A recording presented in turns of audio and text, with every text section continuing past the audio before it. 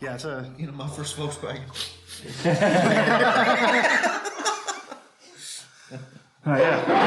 Rick. Hey. Clayton. Yes. Alex. And RJ. And Dustin is kind enough to host us, and we really appreciate it, Dustin. Appreciate it.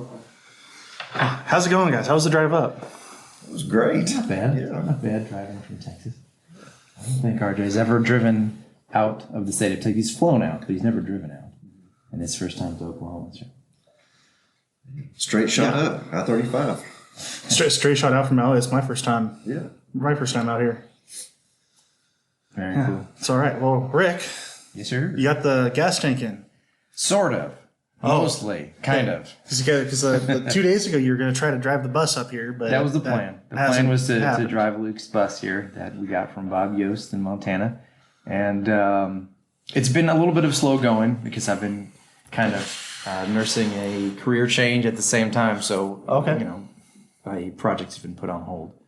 But pulling the tank out was a little more involved than I thought. I watched some videos that made it look real easy on YouTube. But I've never had a late bay before, so it's all new, really, for me. But we did have to end up taking the 4 engine bolts and loosening them just enough to drop the engine a half an inch, and that's all it needed to get it out. Oh, that's all. So you didn't have to drop the transaxle or anything? It's just... Nope, just a little bit. Just needed a little bit of space, and it came out. So I ordered everything, or at least I thought I ordered everything, to put the tank in, a new filler neck, new fuel sending unit, new O-ring, new everything, new fuel lines. And went to go put it all back in, and I realized I didn't have the flange right by the gas cap. So there's a flat flange with a tube that goes down to the hard pipe, and then the filling neck. Yeah, right before the filling neck. So very close, but not quite. Darn.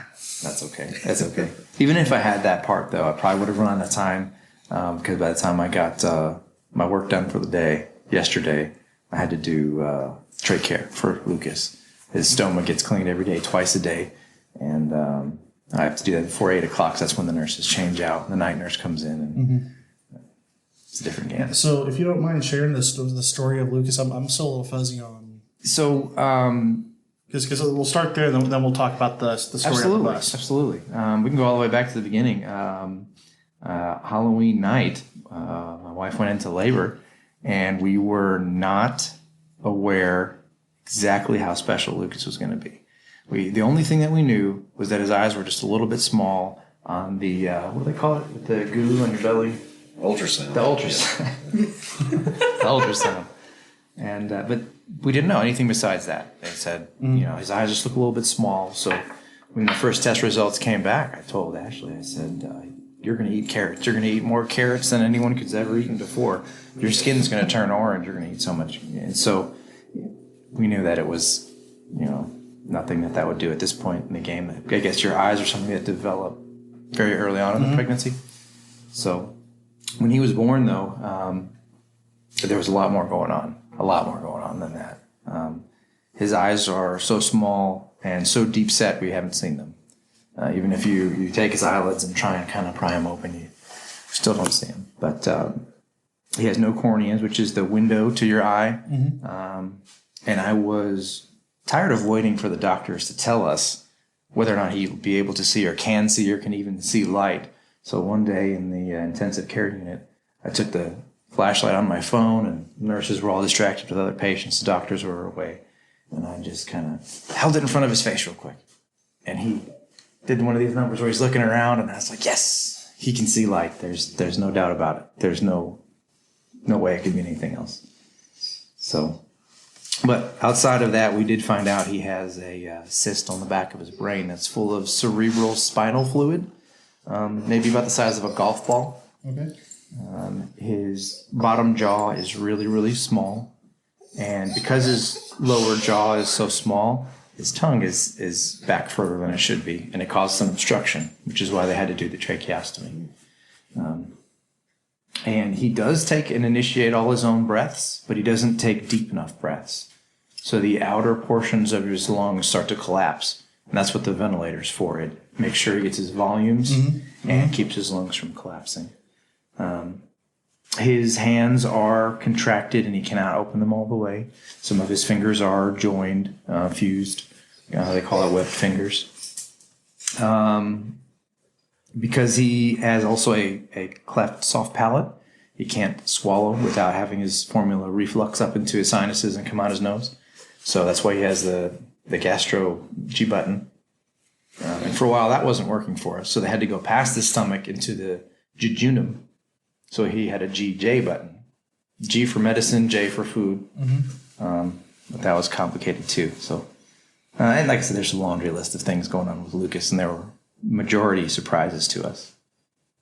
So we spent about 3.5 months in the intensive care in a NIC unit in the hospital, and was luckily able to take that entire time off of work and spend every day and every night with him there at the hospital. And we were doing our thing, and we knew that getting him up and down the stairs at the house was difficult. We have a pier and beam house. So some friends came in, helped us build a ramp for the stroller. But still a stroller like anyone else's. Just had a lot more equipment. Normally you'd put diaper bag in the bottom of the stroller and call it a day. Well, we had stuff strapped to the left and the right and the front and the back, and we had the oxygen tank underneath. And one day we were walking around the hospital and all this equipment hanging off of a normal kid's stroller, and someone said, "Hey, have you ever heard of a kid cart?" Well, no. What's a kid cart? And they said, well, basically think of it as a wagon for all the equipment and a place for the car seat for Lucas. And I said, well, that's amazing. That'd be perfect for us, because then we wouldn't be banging into every door frame on our way through the door. And so we talked to our insurance company, and they came through, had somebody measure Lucas. And after all was said and done, and they came to deliver it, the representative came and said, well, we took it upon ourselves to go ahead and just get him the wheelchair that he's going to need as opposed to a kid cart. And we're so, what, wheelchair? I just bought a Jeep Wrangler. Wheelchair, that changes everything. Yeah. So my wife is unable to lift it with a nurse, and at least one of our nurses is elderly, so they have a hard time lifting it together. And we're still, the ramp is really new. Right when the wheelchair was coming was right when the ramp was getting built. So we're like, what are we going to do for transportation? What are we going to do? So I looked at, just a couple Google searches and checked the marketplace on Facebook. Next thing you know, I'm looking at wheelchair accessible vans. So they're $70,000, $80,000. Yeah, for like a Dodge Caravan. Yeah, Toyota Sienna, stuff like that.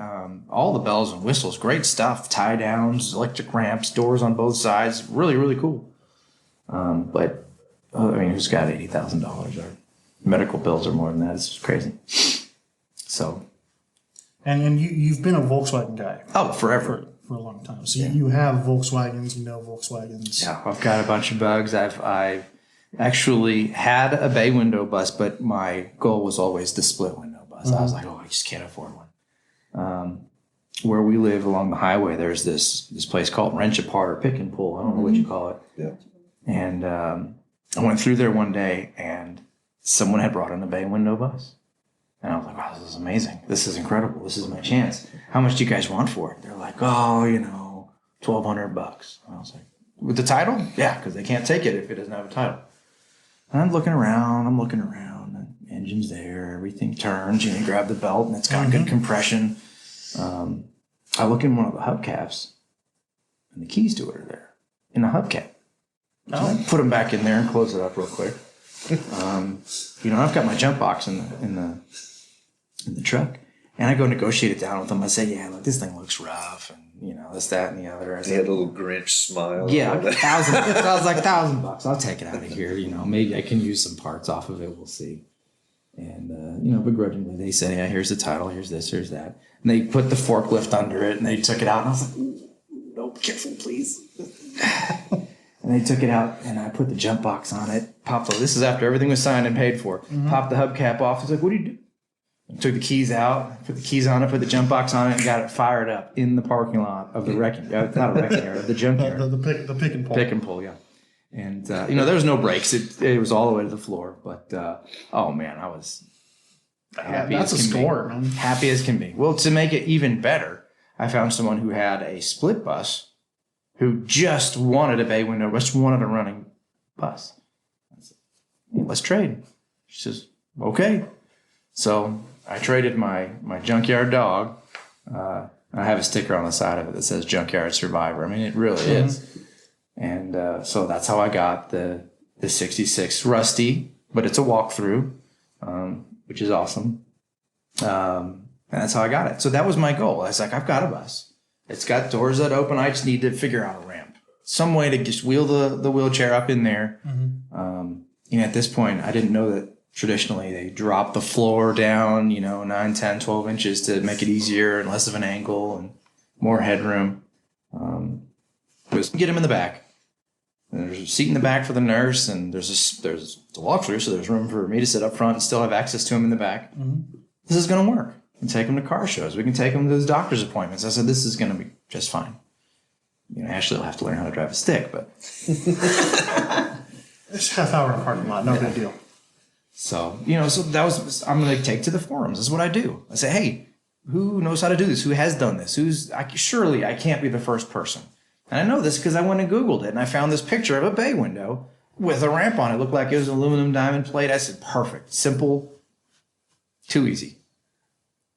Saved that picture, put it out there on the Vintage Volkswagen Club of America VVWCA Facebook page, and hey, just looking for ideas. And I did. I got some good ideas. There was people who said, use motorcycle ramps. There was people who said, oh, you need to get this kind of thing, or you can get some aluminum diamond plate and bend it yourself. You can do this. You can do this. Great ideas coming out. A couple of people said, hey, no, don't do it. Just not safe. Just don't do it. Doesn't go fast enough to be unsafe. But and then out of nowhere, Bob Yost chimes in. I thought it was a joke. Honestly, I thought he was kidding. And Bob Yost is the owner of the bus that you had the picture of. The picture the random Google search. Just a blue bay window with a wheelchair ramp and a lower deck. Yeah, and he says, "Hey, that picture that's my bus," and I was like, "Oh, that's cool," But I keep reading, and I'm like, "No." He says, "Yeah, and I want you to have it." And I don't understand. I was like, "You can't be serious. This is 2020, the year that everything goes wrong. There's no way this is real. This is really happening." But reached out to him, sent him some, messages. He sent me some messages, and he was serious. And I was just blown away. So generous. In fact, he said that if you wanted, he said, it's rusty, but if you want, take the bus, cut the floor out of it, and put it in yours. I was like, no, it's already done. It's already, solid. It's good to go. But I don't want to take nothing, something for nothing. I didn't want to just put it all out there and say, fine, I'll take it. Who else wants to give me something? Take. That's not me. So I told him, I said, look, I've got a split window bus. I've got this Volksrad. I've got the 66 Pagale edition Beetle. I said, here's pictures of them. I said, here's what each of them needs. Pick one, and we'll trade. Just anyone you want, pick one. And so I told them that the 66 had no engine and it has a lot of rust. And I told them that the Pagale was solid and a runner, and it was at the time. Just following him to In-N-Out the other day, and it blew up. But he picked the Volksrad. He thought it was too cool. So it was set. And, all these people that read our story started chiming in. It was one of the biggest threads in that group for a year. Wow. And I remember Eric Goodman's like, I'm gonna cover the transportation costs. A couple other people did too, and they said they'd jump in. Let's start a GoFundMe, because there is a rule in that group: no GoFundMes, because there's too many opportunities for stuff to go sideways. Really, absolutely. But I was even I was trying to reach out. I'm like, it is against the rules, but if you do it, I'll talk to the admins in the group and just try to this is too wholesome to. Yeah. It was awesome. It all worked out. I had people reaching out to us from all over the country, and people on the other side of the world even, reaching out to us just to let us know that our story, our situation, the way it was going down, that it was just the most heartwarming thing of the year for them. And we were just speechless. Matter of fact, we've got there is an article that's been written, it's coming out in Women's World Magazine next month about this situation. Mm-hmm. Someone who came and spoke with us and interviewed Bob, and also our friends Tyler and Brandy Norton, who volunteered to drive across the country and back nonstop, Cannonball Run, to go get it for us after all was said and done. just because talking to the shippers, they do East Coast, West Coast all the time. But going, north south is completely different. They'd have to line up enough cars to make it worthwhile, and that's totally understandable. But that's where we were at, and when we got the bus, it's unbelievable. It was in great shape. The interior is just amazing. And there's a little rust underneath. It came from Ohio to Montana, and so we didn't expect it to be cherry and brand new, but it is absolutely perfect for what we're going to use it for. The air conditioning is, I think, what is that, R21, R22, something like that? Oh, it's outdated. I'd have to speak it, but I think that early it'd have to be like R12. R12. Well, yeah, I think that's what it was. But it's tough. We're going to get that redone completely to where the air conditioning works. Because he's sensitive to hot and cold. In Texas, it is hot and cold. Hot and cold. In the same day. But the ultimate goal with that bus is to enjoy it, to use it with him, and then to pay it forward. Ultimately, we're going to find another family and bless them with it someday. But and then we're going to leave it in better shape than we got it, and hopefully they do the same. But that's the big story with that. I mean, miracle bus. I don't even know what you want to call it. It's unbelievable. Really is the way it unfolded. No, that's excellent. That's excellent. And I think we were saying before we started recording, it's going to be driving here. Oh yeah, here in the next month. Yeah. Oh yeah, we're going to take it everywhere. We're going to take him everywhere. Yeah, that's awesome. Yeah, and he's getting more and more healthy and more stable. Now we have run into some seizures here lately, which is probably to do with the cyst on his brain and some of his genetic disorder, which the geneticists have not been able to pinpoint or figure out. It's just not so common that, like your Down syndrome, it's not something that is just so prevalent. It's not something that's been researched at length. Yeah, he's got some interesting things. Some of the characteristics that he has actually pointed towards a genetic disability or disease or whatever that you typically just have weeks to live. And that's what they were kind of murmurs of in the background as the nurses were passing on information. When we were in the hospital with Lucas, we would hear them say, oh yeah, he's got this, oh, he's got that. And we're listening, but we're not trying to hear, but at the same time we're trying to hear all we can. And we finally cornered a doctor and said, hey, look, this is what we're hearing the nurses saying pass on. Is this true? Is this what you guys think he has? Is this what's going on? And I can't remember the name of it, but we were able to disprove that he does not have that. But it was 2 or 3 things of his as far as characteristics go. His first and his fourth fingers point towards each other. And that was one of the big things. And you look up that particular disorder and bam, picture comes up and that's what you see right off the bat. Cleft palate was part of that. And some of the other things that come up were just like, oh my gosh, that's him. We don't have much time. But, coming up here on the 1st, 1 year old, just like that. So, like I said, he keeps getting stronger and stronger and proving everyone wrong. That's excellent. And so we're going to get some good use out of this and we're going to have some fun for sure. So now we just need the COVID to go away. So and I want to interject this for him. He told me, 6 to 9 months ago, we were talking. You made the comment one time about how you have the honor of being his dad. Yeah. And I can tell it, well, I can only imagine how heart-wrenching all that is. And to hear a great man say that, it's an honor to be, That was the for lack of a better word, the vibe of the thread you posted on the Facebook group, where you weren't asking for help other than, can someone give me ideas on how to go about doing this myself? And that was like, this guy's he's not asking for donations. He's just trying to figure out what the next step is for him. Yeah. And if there's anyone who deserves help getting to the next step, it's someone who's trying to get there himself. Right. I never had my hand out along this journey by any means. Absolutely, Lucas sounds like he's very lucky to have you. Thank you. It's only it's a blessing on all of us that we're here to help you do it. You know, and I appreciate it. Like, and you and so many other people. There were other people who reached out and said, "Hey, I want to donate this. I want to donate that."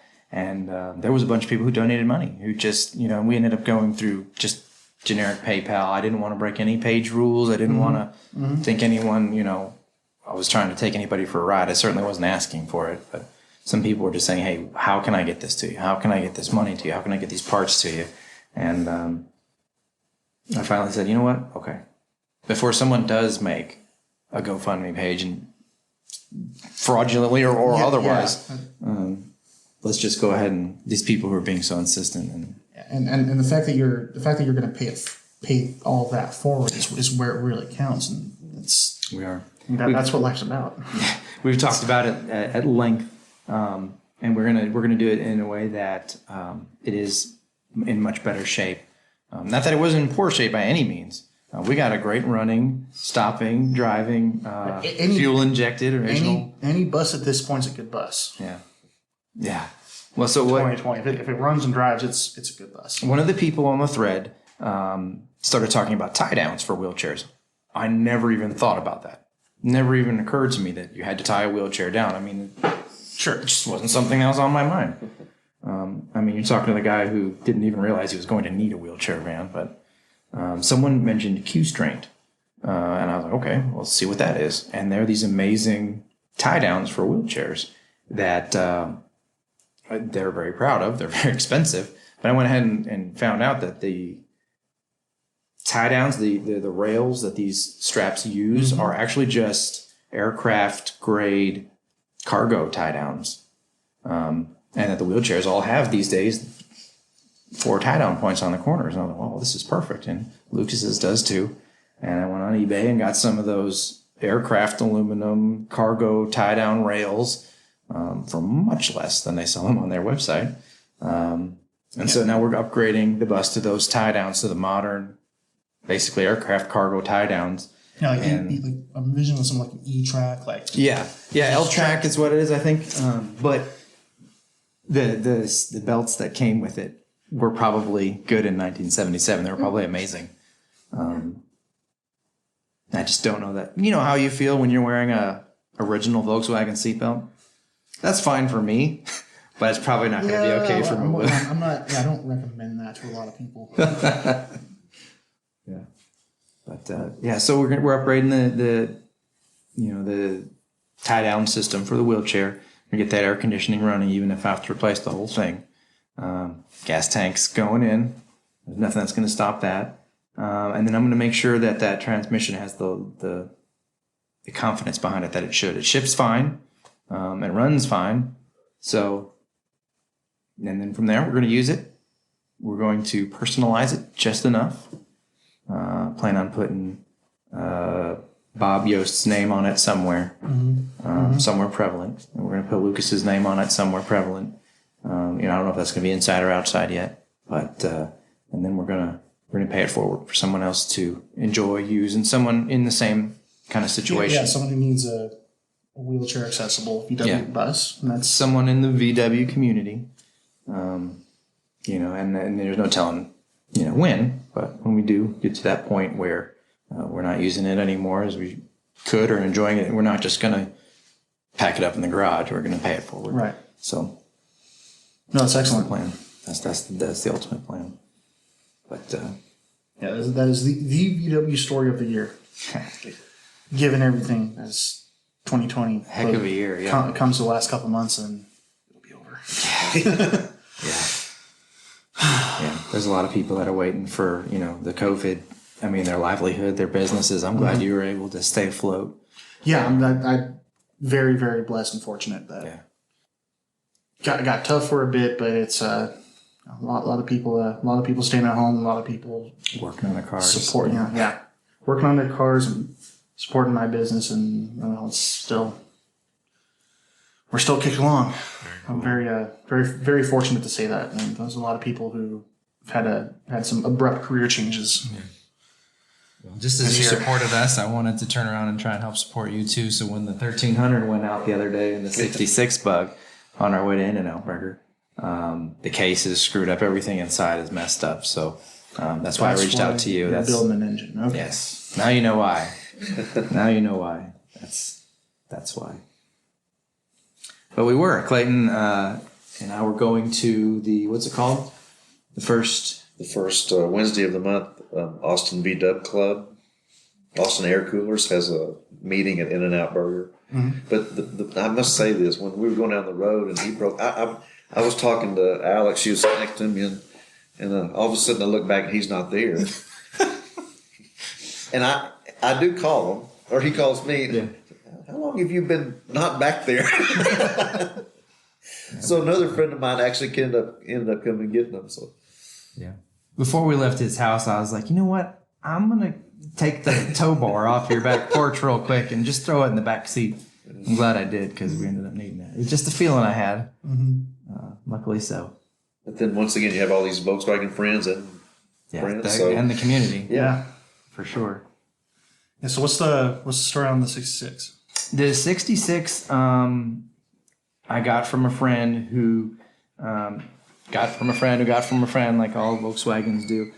There was this old man in the community and in our area who had lots and lots of bugs. Not Mr. Lachelle, but someone else, and I can't think of his name, but Alma Jo knows him, and that's where she got it from.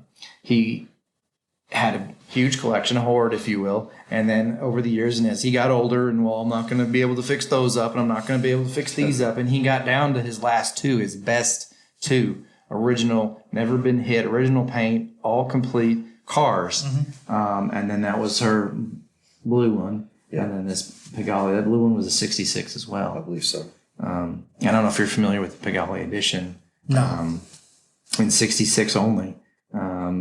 For the Beetle, that means it had, it either came in L87 Pearl White or in black, and it had an all red interior.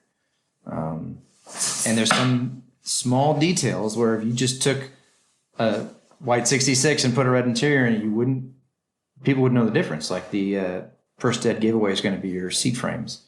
The seat frames are red as well. They're not black like all the other Beetles.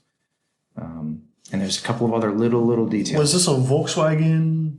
Yes, factory option. Factory thing? Okay, yes. Wow. So like the little covers down on the heater channels down at the front by your feet, those are red.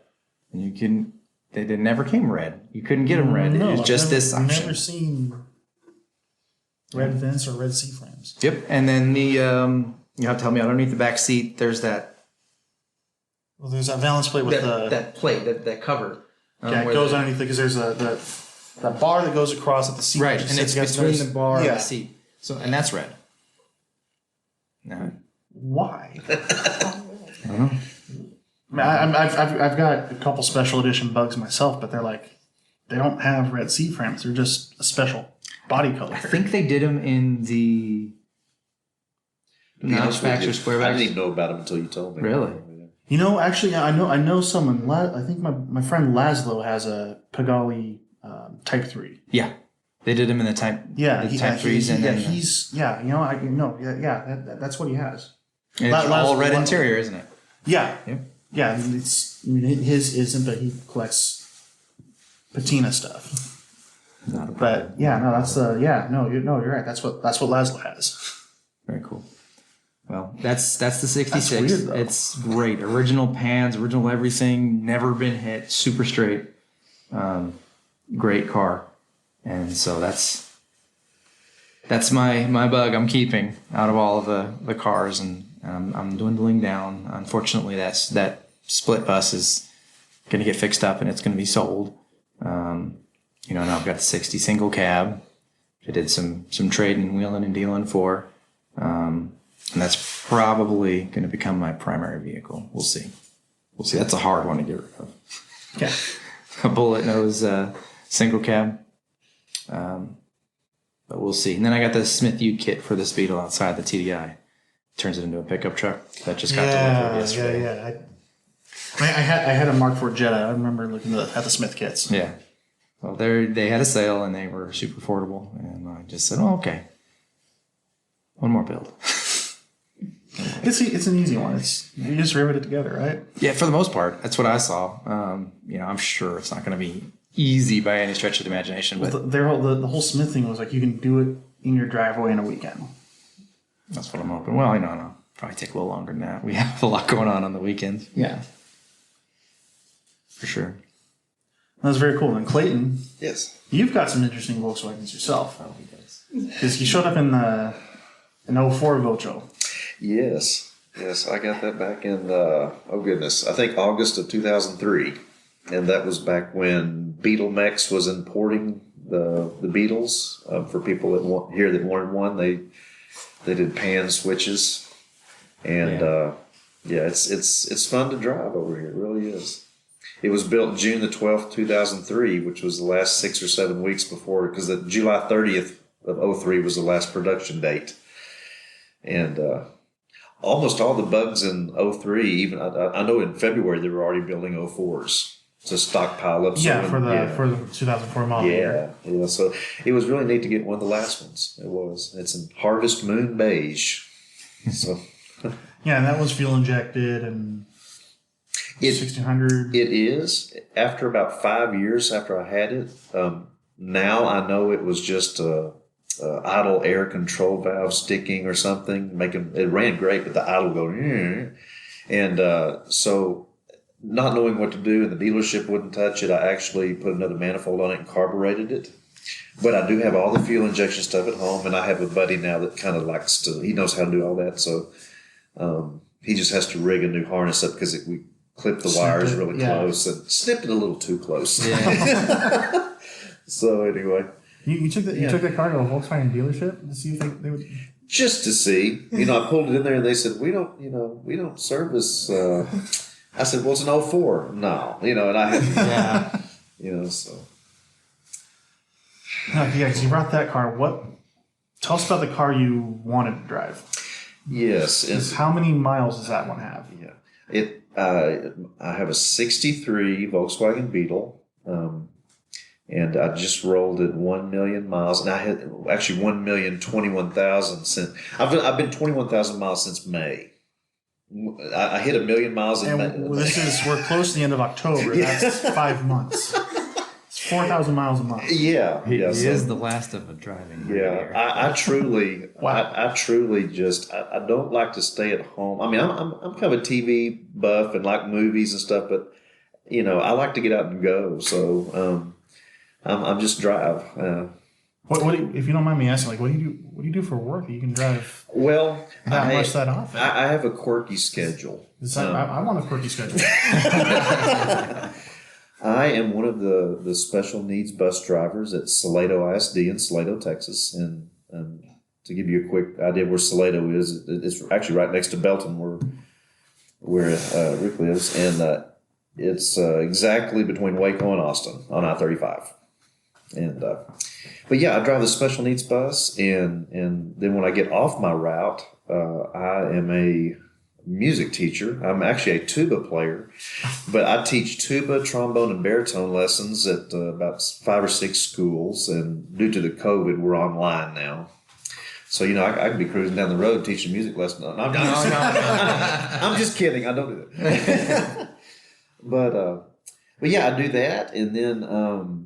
I make not enough to make a living on it, but just side cash. I'll play gigs. I'm in a polka band. I'm in the Temple, Texas Symphony. I play periodically at different churches with groups and things like that. And a lot of my playing is just for free. I mean, I just for enjoyment and to hopefully be a blessing to other people like that. But when the finances do come in, it's fun to play for money. It is. And but yeah, that's kind of what I do. So every day my music lessons are different. So if there's like a lull where I have 50 minutes off, or I can go drive to Belton and back or something like that. and what's funny is where I live, there's restaurants and everything there. But at the drop of a hat, I'll drive 20 minutes just to go eat breakfast and then come back whenever there's something right next door. And so I've always been just a driver, and I think it stems from I'm an only child. And from older parents. My mom was 38 when she had me, and I love like when it was raining or if it was like late night, I say, hey, will y'all take me for a ride before I go to bed? And they'd take me out. So I've always and nothing against let me make it nothing against electric vehicles, nothing against them, but I'm a combustion guy at heart. I mean, when I was driving my little trucks in the sand, I wasn't going. I was going, you know. I wasn't making an electric silent sound. Yeah. Who has? So so just that's kind of where my love for driving came from, I guess. And I have always wanted here's the funny part. I've always wanted a Volkswagen ever since I was just a tot. Matter of fact, I don't remember saying this, but a lot of my friends lived in mobile homes, and I was born in '74, and so they'd go visit their friends, and Mom said, I said when I was a little boy that, Mom, when we get rich someday, can we live in a mobile home and drive a Volkswagen? And my mom is 84, and to this day she says, you have half your dream. Yeah. So anyway, but yeah, and the first Herbie movie I saw was actually Herbie Goes Bananas that came out in 1980. That was the first one I pirated on the internet. And I was, I was born in '74 at the tail end of '74, but when Herbie Goes Bananas came out in the summer of '80, I was still 5. So that's really the first Herbie movie I saw, and I thought that car was literally alive. And Herbie Goes Bananas, this Paco, the little kid, it was his friend, and if he got in trouble, he helped him out. Yeah. And so Herbie is alive. Yeah. Oh yes. But and I was raised on a farm around pickup trucks all my life. Here I am when I'm about to be 16. I drove wanted a bug. Back then I guess I was 215 pounds, but now I'm 300 basically. I fluctuate, but I'm a big guy. I'm a Texas boy. I should want a truck, right? No. So I took my tuba along with me a month before I turned 16. I went to Hewitt, Texas. I wanted a 74 because that was the year I was born. And I took the tuba out. I found this old auto stick that it had low, first was out, and then second. So it was like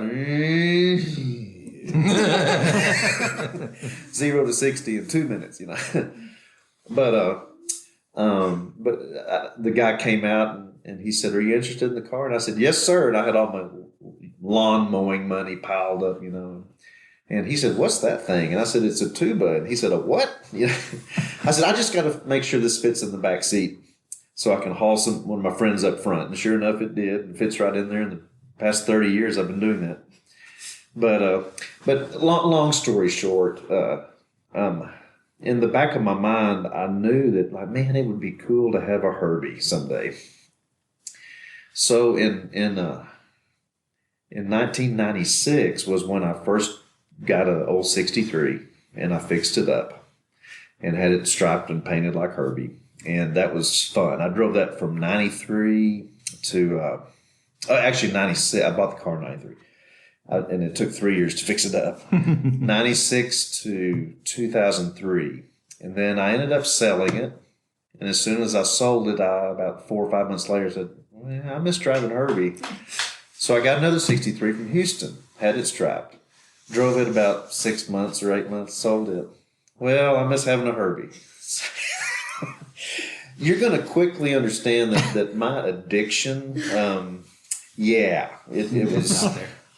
I have tallied up, I have owned around 85 Volkswagens since I was 16. And currently I have like 22, 7 run, and 12 are bond titled.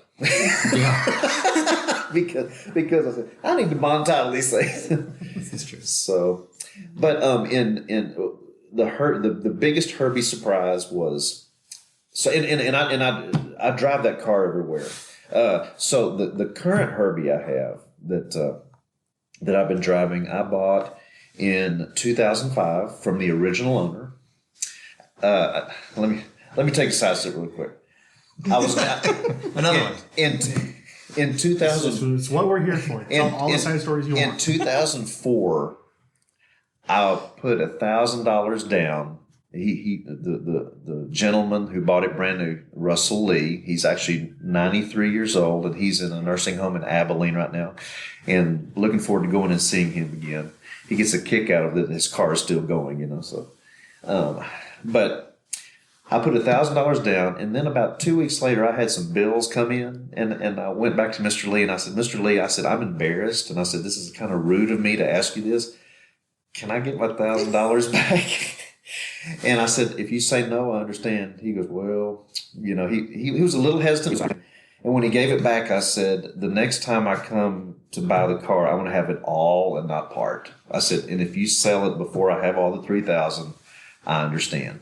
So anyway, he ended up selling it to a lady who only owned it like 6 to 9 months. I can't remember exactly, but she just worked for the city of Belton, Texas. And she told me she put less than 100 miles on it because as soon as she got the car, she kind of became ill and just didn't get to drive it much. So I hunted her up, and I said, Miss Sutton, would you want to trade? Or I said, I don't have the cash. Would you want to trade a vehicle? Well, I had a Bug, and she said, "Ooh, I like that." She says, "I think you're getting the raw end of the deal," and it was beautiful. Just Anyway, so we traded, and now I have Mr. Lee's car. It has all the documentation books. He worked for the U.S. Department of Agriculture, and he was an auditor. So that was his company car. And the U.S. His position, he had to keep logbooks. Being an auditor, you could imagine. I mean, he was meticulous. He not only wrote what the date and the mileage and what town he got gas in, but he wrote, how many gallons, how much it was per gallon, and just books of that. And, if he changed a wheel bearing or if he had a valve job or, whatever like that. So it was really neat.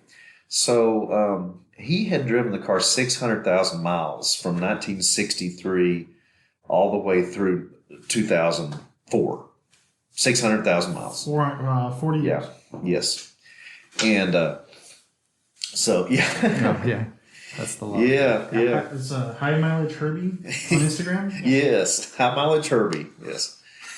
And so I thought it would be neat. Just, you don't find a lot of original cars that are documented. You don't know how many times the odometer has flipped. But since he had these books, I said, I'm going to keep it going. So there's a couple times where the odometer broke, but I would park the car, put a donor odometer in, let that roll, and then when I have the other one rebuilt, have them, instead of rolling it back to zeros, roll it maybe 100 miles more than what I put there, so when I got it back, it would equal out.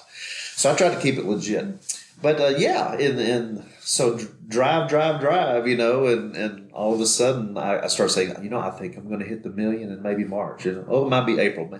And sure enough, May the 9th, this year, 2020, once again, a weird year.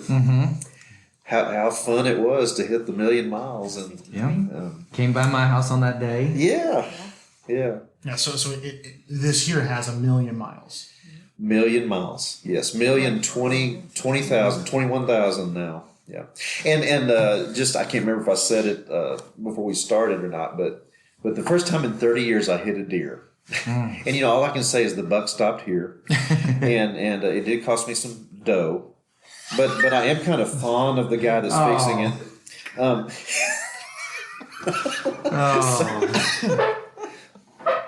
I'm not laughing. I'm talking.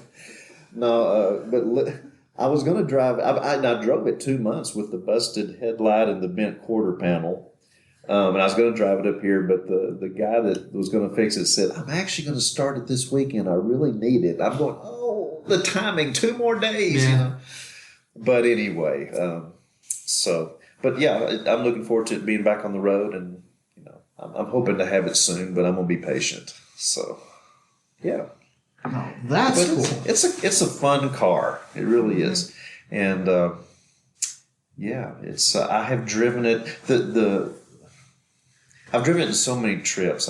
But back in 2008, I went 6,200 miles in 11 days. I left Texas and New Mexico, Arizona, Burbank, California, down Grauman's Chinese Theater. Oh, they're making a new movie. No, I'm just passing through Texas from Texas. Then is it the 101 or the one that goes up the coast? Both, yes. Yeah, just beautiful. Miami up there, and then go up to Miami. Miami's the A1A. You know what? That's Florida. Isn't it? Yeah. Malibu. How's Malibu. Just a slight difference. Yeah, there's going to be some people that'll be upset with you for that. Sometimes my north tilts a little bit. Yeah. But yeah, in Oregon, did the Olympic Peninsula up there in Washington, Seattle, went into Vancouver, Went up to BC. British Columbia, just to say I crossed into the. That's the only reason I crossed over. They said, "What's your business here?" I said, "I just want to have my car here." And they looked at me kind of weird, I'm just going to pull forward and just turn right around. And you'd have been surprised. You can catch me, don't worry. Yeah. Not going So anywhere. anyway, but I drove in there maybe like 5-7 miles, turned around, came back, and stopped in Clayton, Washington. Since that's my first name, I said, "Yeah, home of the Clayton Burger. I need to eat one of those." Came back to Yellowstone National Park, saw. Old Faithful? Almost saw an old geezer shoot off, a geyser shoot off. That's right. It's not that kind of show.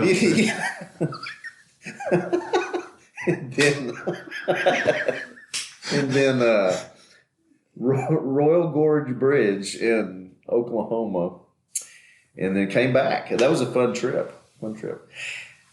2000. I'm drawing this out. I know, but 2015. I drove up to Effingham, Illinois, to the Mid America Motor Works Fun Fest, and I'm there in my Herbie car, and then I see 7 other Herbies. They said, "Come over here, come over." So I came over there and they, "Wow, that's neat. Texas." I said, "Yeah." They said, "Well, where are you staying?" "Well, I'm staying over here." "Well, where's your truck and trailer?" And I said, "Look, I actually drove it." And the people that were even around there said, "We don't even drive ours 100 miles." I said, "Yeah, I drive." They said, "We can tell there's rock chips and everything." And they said, "Have you met Tori Alonso yet?" And I said, "No." "Who's that?" "Well, he's the Herbie historian. So he is. I met him. We started talking. He was there as a speaker at the show that year, and he was in charge of driving a Herbie fully loaded car that Mid America Motor Works had. One of the street racers, street ride, or street rally. The NASCAR. Yeah. If it was fully loaded, it would have been NASCAR. Yeah. The one that before that, the street one. So, I said, he said, "How come you've never owned an original?" And I said, "Well," I thought to myself, that's kind of a weird question. I said, "I don't have the money," and I don't know. He didn't tell me that he had one then, but I said, "Would you mind if I texted you by chance?" I said, "Neat guy." I said, "You know a lot about Herbie." I said, he said, "Sure." So he gave me his number. Over the next year, we just talked, and finally, I can't remember how many weeks or months rolled by, but he started saying, "You remember that junkyard car that was in Herbie Rides Again, where it comes off the junk pile and is trying to keep up at the end, wobbling everything?" And I said, "Yeah." He goes, "I just wondered, that." He said, "The car in Love Bug where it's drunk on Irish coffee and bouncing?" And I said, "Yeah." The car where it was going down Big Bear Mountain, after it came out of the mine shaft? I said, "Yeah." He goes, "I've got that car." And I went, "Really?" Oh my! I said, "You got the first," and then went back to Herbie Rides Again, because one of the funniest Herbie scenes in my life, I wore my VHS tape backing it up, was just the junkie car falling off and it was going like that down the road. And then I started to brag on him often. That's all I can say.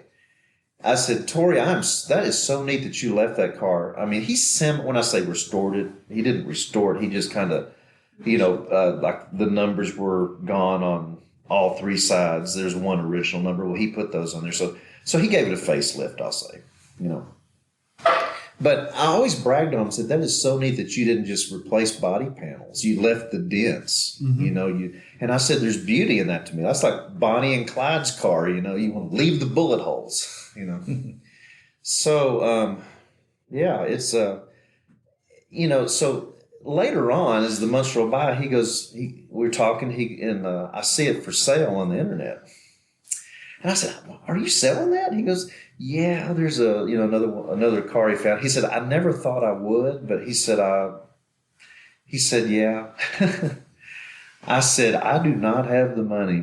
I said, I don't have that money right now. But he said, well, how soon do you think you could come up with it? And I was a little touched by that. One of these reasons is there were other people that had the money. Mm-hmm. And I told him, I said, you may need to just go ahead and sell it to somebody else, because I think it would take 5 or maybe a half a year, 6 months. I said, I think. He says, if you think that you can if you think you can get it up, he says, I would rather the car go to somebody like you. And this is where he brought it up that it never occurred to me. He was listening deep, I guess. He said, you were always excited and, that I kept the car, and he says, you're the type of guy that I have kept in the back of my mind that I'd like the car to go to. He says, he says, I can tell you're not wanting it just to flip it. And I said, absolutely not. And I know that sounds weird in a 2020 world where everybody's money hungry, but I did not buy the car to flip. I really didn't. Pawn Stars even found out about it, and they said, would you be interested in doing a show? And I said, it would be fun to do that because I do like TV stuff. And there's an opportunity. But I said, I don't want to put Herbie in that light. It's almost like I do treat it like it's a character, and I said, you're not going to offer me anything that, I said, if you offered me double than what I paid for that car, I'm not going to sell it. I said, I'd rather go to my grave in debt. Now, of course, someday I need to find a caretaker. I don't live forever, But you have Herbie. I have Herbie number. It's known as Herbie number 10 from the Love Bug, and then it was reused as that for the junkyard car. They called it Herbie number 11 for Herbie Rides Again, and what a joy to own that. I mean, and I love taking it to like Volkswagen shows or places like that, and people, can I take a picture? And I said, take a picture, and I'll just open the door, get in here, and just like, you don't mind? And I said, goodness no. I said, Herbie wants to meet you, so, and everybody's always so respectful anyway, but. So it's been signed, right?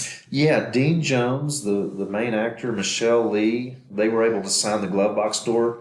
Buddy Hackett, that was in the first movie, he passed away in 2003, and Tori wasn't able to get his autograph in time, but he did stencil his name and his birth year and the death date there for him, just out of respect. Yeah. So, and it's got is it Danny Lee?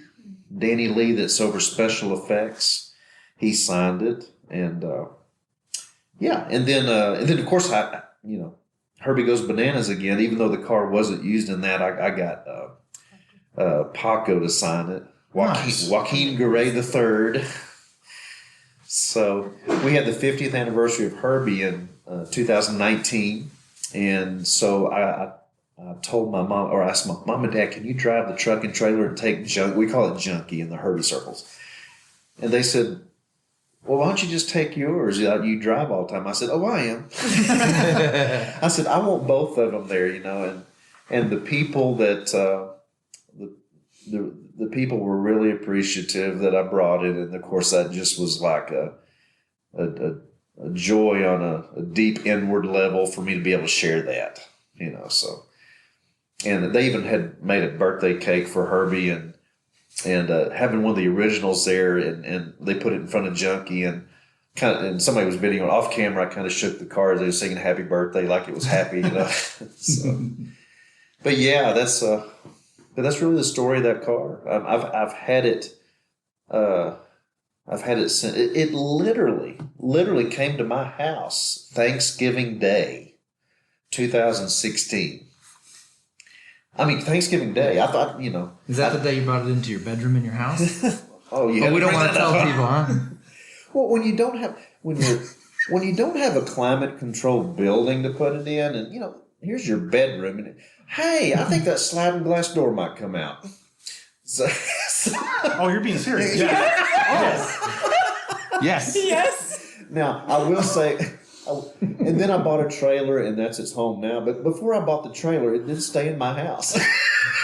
I'll have to share that picture with you. I'm on my bed. You can see my sock feet all propped up. Oh, Sure, yeah. I want to see that picture. Yeah. So, but no, the joy of owning Herbie's is it's the funniest thing in the world, actually. And I'm almost 46, and I've just never grown up. I've grown out, but not up. Yeah, no, how that goes. Yeah, but it's like Rick said, it's all just Volkswagen's just a fun community, and then as far as my side of the story, Disney just made it even more fun. Just with the character of Herbie. And Now, you've been to the Peterson and seen NASCAR Herbie. I have. Matter of fact, when I was there, they had a NASCAR Herbie, and it was 2008 when I was there, or 7. And they also had the Love Bug that was a TV movie. They had one of those on display, one of the stock Herbies from the TV movie. And this is beside Volkswagen, but I got to say this. You know who I met there that day at the Peterson Museum on the 2nd floor, going down the escalator? Mark Hamill. Wow. So inside of me is just going. Anyway, yeah, it was Very kind of cool. neat to me. He was there doing a radio interview, so Very, very cool. yeah. Speaking of which, Wow. Luke got his name. Oh, is it? Yeah. I didn't know that. Yeah, his whole nursery is just The Joker? decked out. Well, yeah, he does a great voiceover. But yeah, everything in the nursery is all Star Wars. Always has been. Matter of fact, that's why the people at the hospital, the nurses and the doctors, got together and they did a Star Wars commercial for Scott and White. Wow. And you can still find it out there on the internet. But we had so many different kind of costumes for Lucas in the hospital and the NICU. One of them was a hand knit green hat with Yoda ears, and then they wrapped him in a brown knit, kind of thing, and they had a hand knit lightsaber for him. Oh, wow. It was a lot of fun. A lot of fun. But yeah, like we ought to do this for a few of the different babies, and then they hired a filming crew to come through, and they put props on, and with several of the different kids in the NICU, and they had some doctors wearing kind of sheets on them as if they were Jedi, and they walk up to the automatic doors at the beginning of the emergency room, and they wave their arms. The doors open all of a sudden. It's great. Yeah. It's great. That's very cool. So, Clayton, you've been to California several times. I have. Are you Rick, are you bringing the bus? Are you going to be doing any big trips on the bus? It with Lucas? depends on how well There's- Lucas there- gets along. Yeah, obviously there's some logistics involved. Yeah, we've but- gotten him weaned off of oxygen now, so he's just on the ventilator, and we're working on getting him weaned off of the ventilator. We started with just 5 minutes, taking him off, and then putting him back on. And we're like, oh my gosh, that was the longest 5 minutes ever. He was breathing on his own completely for 5 minutes. It was great. The next week, 10 minutes. We're up to 2 hours now. So twice a day for 2 hours, we disconnect his vent. We put on HME, which keeps the humidification up in his lungs, because you breathe through your nose, you've got all kinds of nose hairs and everything else kind of filtering it out. Well, he doesn't have that, so we put that HME on there, and he breathes for 2 hours at a time on his own. And we're going to keep strengthening his diaphragm. We're going to keep working on that and making it to where we can travel. And then we just have to work it out with the nursing company, because we have nurses at our house 24/7. But they will go on vacation with you when you go on trips and when you go places. You just have to do a lot of scheduling. Mm-hmm. And when the time comes, we're going to go to bigger shows and further trips. We're going to start small. there's some bigger trips, or at least traditionally there are, up in Dallas and down by San Antonio, and then we'll branch out even further and go from there. But we're looking forward to it. Absolutely. Air conditioning is a must. It has a gas heater underneath the back seat, which I haven't figured out yet, but I want to make sure the fuel lines are good. And of course, the fire suppression system I'm going to have put in back there, whether it's the line or the ball, or I don't know, because there's auto off or something like that, or fire off. I know. I've got I just know one of the guys who deals for that line that you coil. I'm just totally totally. Yeah, I can't think of it right now myself, but spacing on the name. But Danny does that. I've got one of those, and I've got two of the ball. It's like, I guess you can throw this ball on a dumpster fire, and it'll put it out. That's that video. Yeah. So I got two of those. Those are perfect because you got the battery on one side of a bus, with the ball on the other side. Not bad. There's just no room in a bug, so that's why I have the coil one. Mm-hmm. Blaze cut. Yes, yeah. Yeah, wrap it on the deck lid. Yeah, perfect. But we'll get there. No, it's awesome. That's the plan. It's absolutely awesome. Yeah. This is my first time out. We're in Oklahoma. There's about 20 hours. That's a long drive for anything. But if you guys ever come out to California, give me a shout. I'd love to. You guys got a place. Come down to you. Stay. Yeah, that'd be awesome. Because that is I know there are a lot of people that are following your story, and they want to love to meet you, see the bus, meet Lucas, because Lucas's story is, we're coming up on a year now, as you said. Yeah. That's that itself is inspiring. Yeah, early on I had a lot of fun, and I call it therapy. But every day I would write, a daily update for him from the hospital, and a lot of times it was based in fear, uncertainty, anger about his situation, about whatever happened that day in the hospital, about whatever we were learning about or experiencing. And I would write the Facebook post, and I'd read it. I'd go back and read it, and a lot of times it was ugly. Like, it was just negative, and it was just not very good. Very difficult situation to be in. Well, I'd go back and I'd reread it, and I'd think to myself, what does Lucas think about what I've just written? What does he see? What is he experiencing? Would it come out like this? And so every day I'd rewrite it from his point of view, in his words. And a lot of my friends were following right from the beginning. And for about 3-4 months, I wrote every day as him on my Facebook page with a picture of him. And, oftentimes it start out with, hey, my parents this, or my doctor's that, or we learned this about my condition today, or we learned that, or, I learned I can do this, I can do that. And instead of, the anger and the ugliness and the uncertainty and the things that we were going through, it helped me deal with it in a positive light and keep the positive energy around him.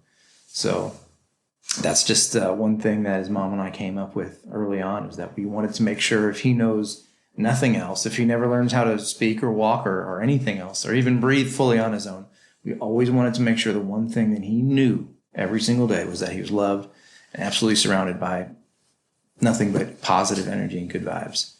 So that's what we do every day. And that was how I did it, through Facebook at least. But there was a lot of people who really, really, really enjoyed reading those. Probably not as much as I enjoyed writing them, but it was fun. No, it's inspiring. From when I'm reading your posts, it's very inspiring, especially given everything that's going on this year. And it's like, again, like, my challenges aren't that.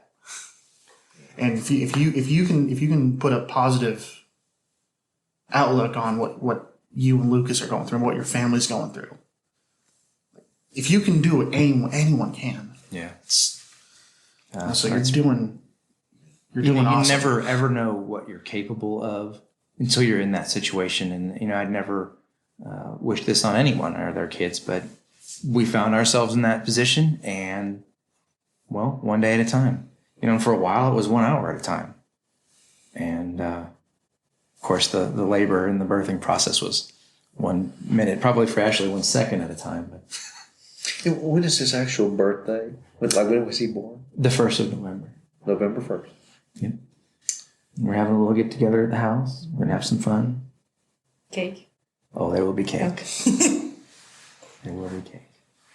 But it's gonna be fun. He's gonna get a little taste of it. junkie may have to come and say hi. Oh, that would be amazing. Lollipop cake. That would be amazing. Early on, I almost completely gave up on Volkswagens when he was born because I enjoy him so much. And I've got a picture of RJ and myself, and I don't know how old he is. Very young. And it's all he could do just to hold on to a wrench, and we're both laying underneath the exhaust. We were putting on a new muffler on my very first Bug. It was a 70. And But you were saying that someday that might could possibly be a tool if he can hear. Oh, yeah. That y'all could share. And that was kind of, even down to the video games you have too. You said that, Yeah, I've got several, stand-up arcade games in the house. And when Lucas was born, I was like, nope, I'm getting rid of them. As much as we enjoy playing them, I was like, this isn't something Lucas can ever enjoy the same way we do. And I did. I sold 2 or 3 of them right off the bat, and for cheap too. I just wanted them out of the house. And I was going to sell all the Volkswagens, all the parts. Everything was going to be gone. But someone quite rudely, but rightfully so, said, "You idiot. Of course he's going to enjoy it. He may not be able to enjoy playing it, but he'll enjoy the noises it makes. He'll enjoy how happy it makes you and the laughing and the fun. He's just going to enjoy it in a different way." The same with the cars. He may not be able to see the shape of a Bug that we all love so much, but there's no reason why he can't reach out and feel it and enjoy it, experience Speaking for myself, but I'm sure you guys understand just when you guys got here, the first thing I do, let me just turn on the engine. Yeah. Just listen to that engine, because that is such a calming. It's an amazing. It's a very sound. unique, but it's just an enjoyable thing to listen to. If you can hear that, if you can feel that, that's. And I'm always big on turning the radio up and listening to music on any car I'm driving, except for my air-cooled vehicles. I want to listen to the engine. I don't turn the radio on. I don't want a working radio in any of my air-cooled vehicles. My radio doesn't work. The 14-window combi out here. The guy who's bought it, the guy who I'm delivering it to, is actually sad that it's got a radio on it. Yeah, because he was like, "Oh, it's got a radio block off, please. I don't need it." It's like, "No, sorry, Cliff. It's got a radio and it's got speakers." It's like, "Oh, yeah, we're gonna have to fix that." Don't need them because that sound is worth enjoying. Yeah. Except for when you're following Clayton and you start hearing an air hammer coming from the back. But they can be fixed. So Yeah, you'll be back on the road before you know it. If you don't mind me asking, what happened on that 66 Bug? the 1300 that was in it. It has a new inspection port in it now. Nice little hole, but when I put a camera in through there that I borrowed from work, I could see that one of the rods completely came apart. Okay. Completely came apart. Yeah, inside of the cylinders. That would wreck everything. Wreck the internal. Yeah, it did. It did. But that's okay. Like you said, they can be fixed. Yeah. And you're helping me with that too because you're getting me all the parts I need. So next time I come to California, I know to bring some cash. I'm gonna give you some business. Yeah. I'll give him a business card before you guys. I'd love that. Yes, I'm right outside of Burbank, about 20 minutes outside of Burbank. Perfect. That's my. We'll go to the Peterson. Yes. I'm already wanting to go there. So what are you doing next weekend? Yeah. Because he will drive there. Whenever hopefully some month soon, I hope the COVID stuff dies down a little bit where I know California's pretty strict right now, but I'm ready to come. I love visiting California. My outlook was, I've got no issue driving to Oklahoma and back. Yeah. Some people. I work in the movie industry, and there's still a lot of testing and a lot of stuff as that industry's coming back. But this you can come if you want. Okay. Yeah. just you can come if you want. Okay. It's not close. No one's going to turn you away. Awesome. Very cool. Well, that's awesome, Rick. Thanks for coming up. Thanks for sharing the story. That's a great episode. When I saw you were coming this far, unfolding. I saw you were coming this far. I figured, you know what, we might as well get this done. So we were going to do this over the phone, and it just wouldn't have been the same. So my whole thing with this podcast has always been I want to do it live. I don't want to do it over Skype just because you you know how the conversations are over Skype. Yeah. You know, it's better to just sit down at a table and have a human conversation. Can you hear me? No. I can't, go ahead. No, go ahead. Can you hear? No, wait. What? Huh? Say that again. Oh. Yeah, but thanks for coming up. Thanks for sharing the story, and thanks for doing what you're doing. Well, thanks for supporting us and helping us, and it's going to be a reality before you know it. I can't wait. I really can't. It's all coming together. Yeah, so I'm not putting any pressure on you, but Prado next year in California is going to be huge. More than welcome. You guys need a trailer or anything? You just let me know. We'll Right on. take care of you, get you out there, because that's going to be a great show. Stuff on my calendar, right? I don't care if we have to drive a motorhome out there, you know, with the nurse and the air conditioning and everything. Well, Herbie's already excited, so. Cool. Yeah, excellent, guys. Cool. Yeah, Thanks. thank I you. think that wraps it up. All right. Thank you,